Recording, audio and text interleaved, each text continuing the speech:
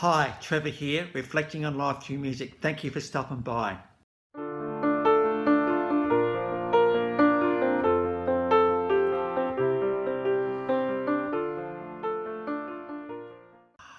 Well, it's been a very creative afternoon. This is the third video I've recorded this afternoon. It's been just one of those days.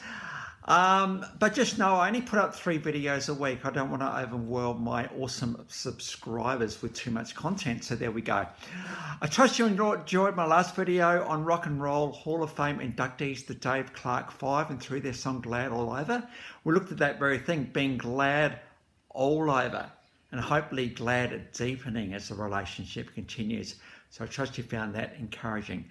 Well, going from there to New Jersey in 1968, George Cummins, Ray Sawyer, who had an accident in the 60s and from that point on lost an eye and wore an eye patch, Billy Francis and Dennis Lemire.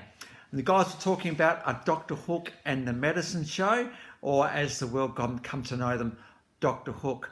Dr. Hook was signed to CBS Records in 1970 and soon came out the album Dr. Hook in 1972, with very self-titled album, and that album sold 1 million copies, so pretty successful in the scheme of things for the very start. The live clip, well, very organic clip we got of this one, Sylvia's mother. It's all about, hey, can Sylvia come out? And Mum's saying no, she's still getting over you. No, she's actually packing up and going somewhere else.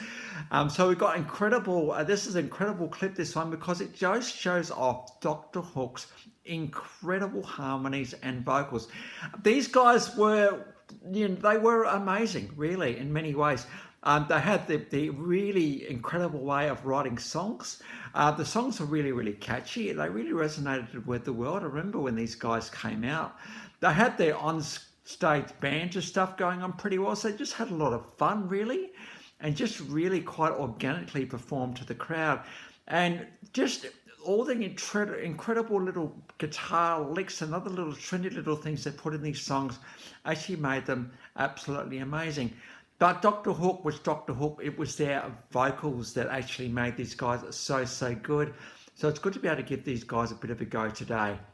In 1975, they got signed to Capitol Records, and soon after, out came the album Bankrupt. Things weren't going so well financially for Dr. Hook at this point.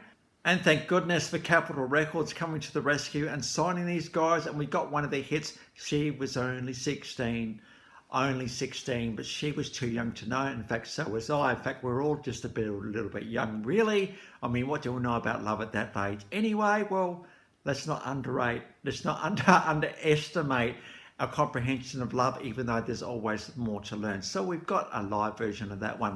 1976, out came the album A Little Bit More.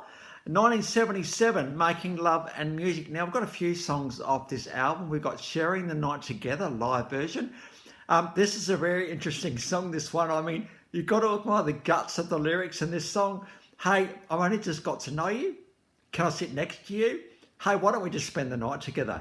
In fact, when we wake up in the morning, I don't know how you actually do that. How can you read the signs of someone so well that you can suggest such things? It's like amazing. Think, well, hey, just come home with me. But better still, I don't want a one-night stand with you. I actually think you're really nice, and so I actually want you to hang around till the morning, which means that there's a little bit more to than just the one-night stand thing. Sharing the night together is an absolutely beautiful thing. And so I love the concept and the guts of the lyrics. Then we've got Walk Right In, Sit Right Down, Baby, Let Your Life Move On, whatever the lyrics were. One of Doctor Hook's most well-known songs, a little bit more up deep for these guys, so it's good to actually give that one a bit of a go. We've got official/livey version of that one.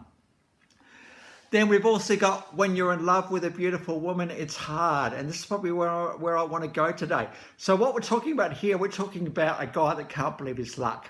He's going out with a girl that's absolutely stunningly beautiful. So you know, we're talking the external pretty stuff, you know, like the hair's just the way it is, the eyes just sparkle, the body's pretty amazing. And, you know, you can't yet believe you're with this girl. You feel like you're punching above your weight. Of course, one of the problems with a beautiful woman is that everybody wants her and everybody wants to be with her. And so what do you do when when you have all these other guys looking at your girl thinking, right. But I've been struck a little bit lately with this concept of stunningly pretty and stunningly beautiful. I don't know how to equate this to blokes. It's a bit like inwardly handsome and outwardly good looking, something like that. Well, we got inwardly beautiful and stunningly pretty. So there are many, many pretty girls in the world. They're absolutely, you know, their hair is just right, their eyes just sparkle, and, you know, and they're pretty and good looking and all the rest of it. But when you start to get to know them a bit more, something's not quite right. It doesn't feel like it's coming from the inside out. It's just like the outside, hoping the inside won't get discovered. But it's a bit of a shame, really. Why don't we want to let our inside shine out? Why do we want to just keep that bit to ourselves?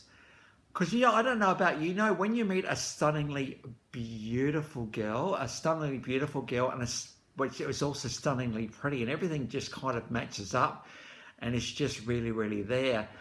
It's absolutely captivating and absolutely stunning and absolutely just, well, beyond words, really, when the beauty is on the outside. And I think, you know, it takes someone, and talking about guys as well, really, I don't know, again, we think about probably inwardly handsome, I think, that just can't help but get out, because there's a confidence, just an air of confidence and compellingness about people whose inside and outsides match.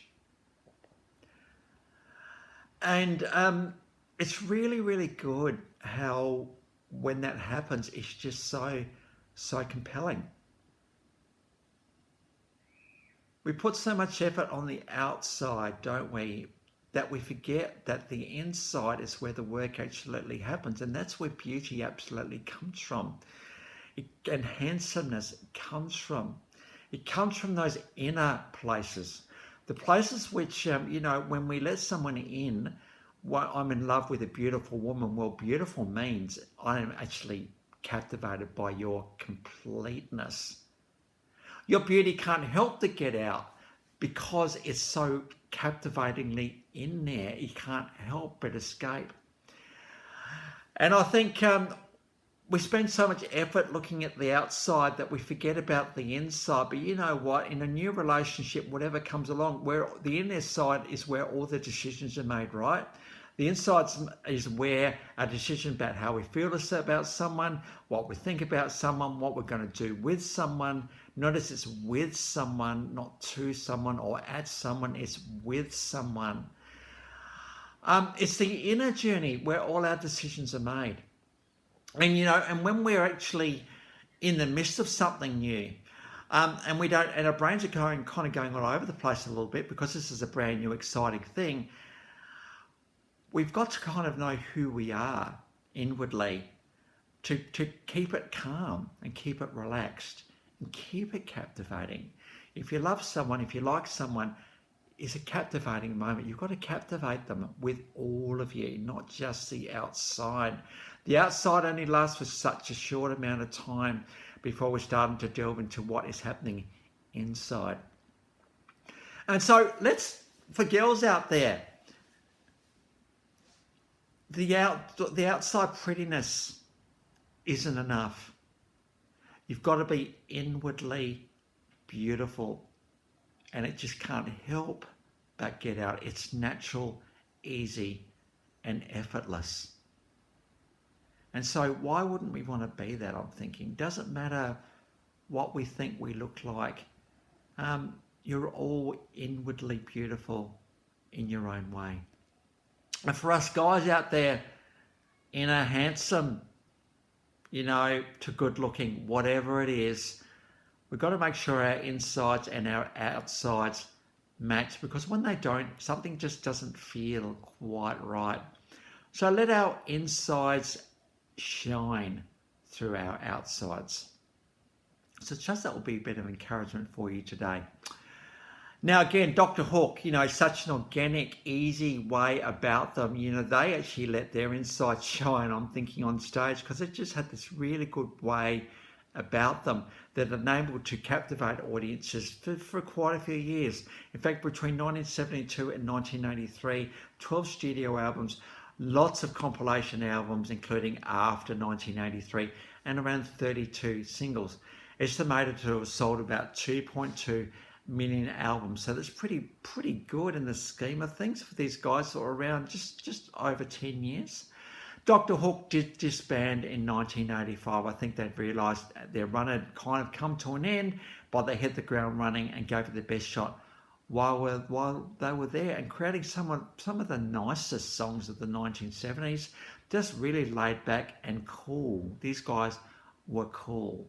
And how good for Ray with his eye patch, just to create a bit of a character with that. And it was, in fact, the eye patch that inspired the name Dr. Hook, really, because it's a bit like a pirate, I suppose. And so they encapsulated that name so well. So the links to those, for how many we've got? 1, 2, 3, 4, 5, 6 clips are in the description below. And I've also included my last video from the day, Clark 5. So if you want to keep on them, feel free. Well, if you come back for another one, or this is your first time to Life Reflections Through Music, thank you to everyone for being here or coming for the first time. Well, we're up. This is video 480 in this series. Who would have thought, right? We're pushing up to that 500 mark. And it's around video 419 when I recorded Guyane that I thought we're going to be pushing into H next time. Well, that didn't happen, did it? I discovered all these people I forgot, including a few big jazz legends. One of the guys, Engelbert Humperdinck, got a stack of views. And so, I shouldn't make such claims like this one. Or you could be thinking, hey, Trevor, it's good that you're discovering all these people that you've forgotten. Well, absolutely. But I can confidently say now that we are moving into H next time. Of course, though, if you go back to A each year and think, hey, you didn't do these guys, call me out, put it in a comment, hey, Trevor, didn't do these guys, but just make sure you look through my playlist, hey, before you make requests. But we are moving into the three lads Hanson next time. So until then, I'll catch you around. Bye for now.